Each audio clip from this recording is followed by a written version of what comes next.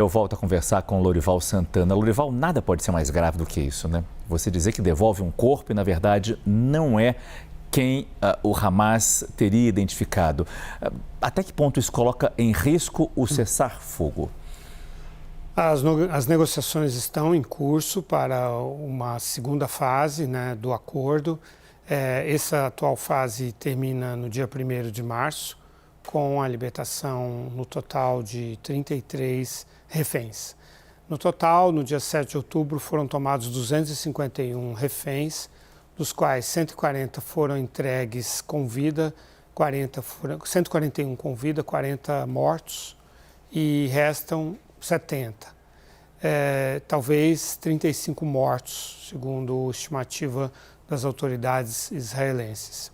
Sim, o dia de hoje marca, olhando da perspectiva de hoje, a situação das negociações é precária, por causa dessa comoção em Israel e também por causa da situação política no gabinete de Netanyahu.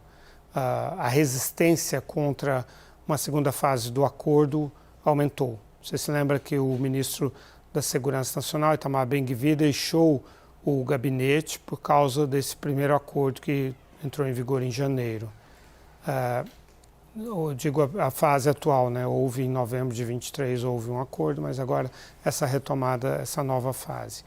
E a retirada de Ben-Gvir não foi suficiente para derrubar o governo. E o Netanyahu conta ainda com votos suficientes na Knesset, o parlamento. Mas uma eventual saída, por exemplo, de Bezalel Smotrich, que é o ministro das Finanças, tornaria, se os outros deputados do partido dele o acompanhassem, Netanyahu ficaria em minoria na Knesset.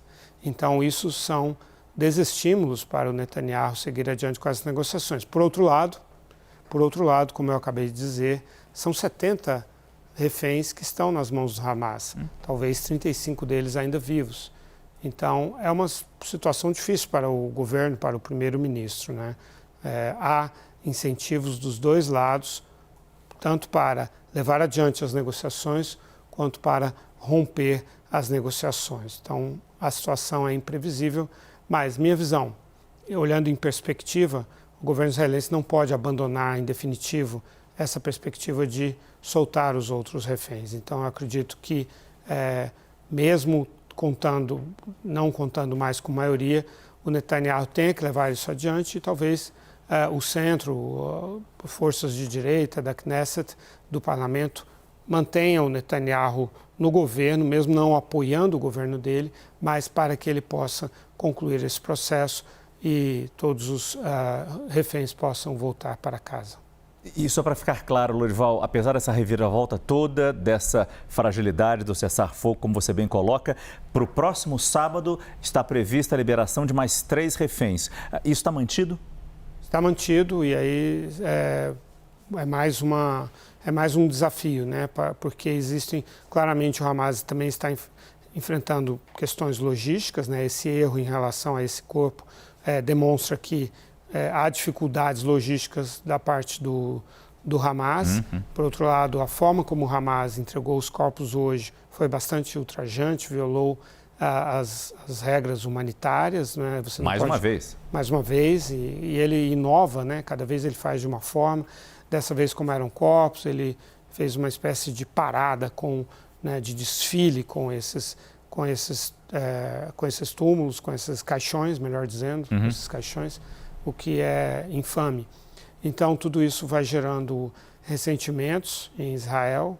Por outro lado, literalmente é uma situação de reféns. Israel, num certo sentido, é refém do Hamas com esses cidadãos que ainda estão nas mãos, nos cativeiros dessa organização. Muito obrigado, Lorival Santana.